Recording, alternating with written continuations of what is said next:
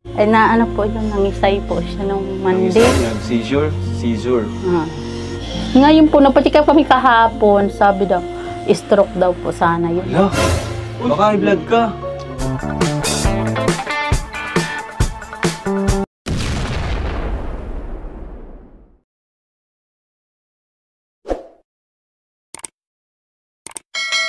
Anong nangyari kay Kuya Robin, bakit sobrang stressed at depressed siya ngayon?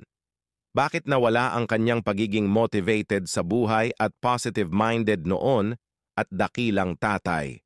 Kung ating natandaan noong una siyang nakita ni Kalingap Rob, walang trabaho at nag-ooling.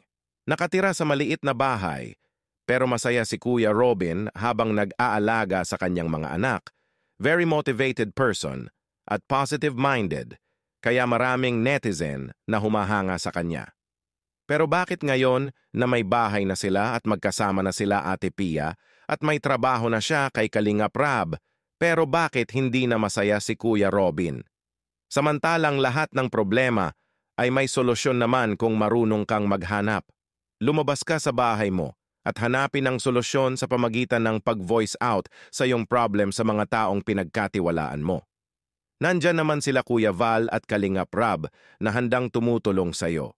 Maraming taong nag-suicide dahil sa problema dahil nagmumukmok sa bahay at inisip ang problema at hindi nakayanan sa kanilang utak kaya nag-suicide.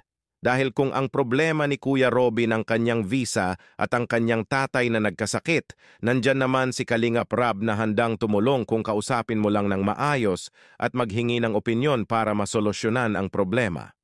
Kaya ang solusyon, kung may problema, go out and find the answer. Kumusta yung ano mo? Kalusugan mo? Okay lang. Thank you. Isang lang, Lunes lang na nangyari. Hindi ko naman talaga alam. Kwento mo nga sa akin.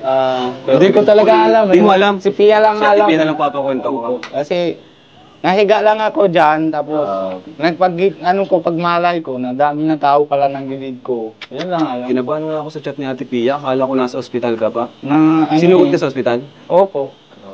Mabuti na Tawag mo kay... si Ate Pia. Tawag mo si Ate Pia. Oy, Sobjot! Ay, hindi pala. Ano si Sobjot? Sa school pa po. Nasa school pa. Anong nangyari Ate Pia kay Ate Robin nung nag-chat ka sa akin po at nakakagulat yung nangyari? Ay naano po yun, nangisay po siya nung Monday. Seizure? Seizure. Hindi ko po talaga alam Ito na... po, ano yung dahilan? Anong sabi ng doktor o ng nurse? Ay ano po nung... Ngayon po, napatikap kami kahapon, sabi daw, stroke daw po sana yun. Hala, baka high blood ka. Hindi ko po alam. Pero yung BP niya, 120 naman over 80. Okay naman yung BP niya. Sa tingin mo bro, nurse, JJ, ano kaya yun? Nangisay siya, tapos Nag-seizure daw siya na... nanigas. Tapos na... Baka di na Yung mata niya, nagtirik Di yung ba mata pag-seizure niya. sa utak yan, di ba? Oo. Utak yan eh. Di kaya stress or ano? Sabi po nung kaibigan namin nurse sa US, stress daw po, nag-over. Ay, ano nangyayari sa'yo? Okay ka lang ba? Huwag ka na may stress kasi, di ba nga, naayos natin yung papeles mo, naayos natin yung sa immigration mo. Bakit? Ano ba? May mga iniisip siya? Nanay? Kaya nang? Yun man lang. Tapos, Yung sa family. Ano pa? Bakit po? Ano pa ang nagpapa-stress pa sa'yo?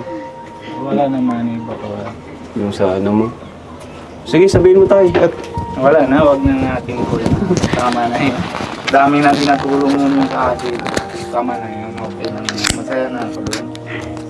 Ikaw Ate Pia, ano bang nito, iniisip nito at nagkakaganyan? At hindi Nagkakasakit. ko naman nasabi yan. Hindi mo sinasabi sa kanya? hindi po. Yun lang ang alam ko yung ano, Yung sa sa papa family? niya. Oo. Kumusta ang papa mo, Kuya Robin? Na-hospital pa rin. Na-hospital din ang papa mo? Ilan taon ang papa mo po? Mga 17 na po. 70 na. So, parang hinahabol mo na makita mo siya. Doon, Man lang may mangyaring masama, no? Na sana naman ay hindi pa mangyari. Kasi di pa kayo nakikita, di ba? Hindi pa. Ayan.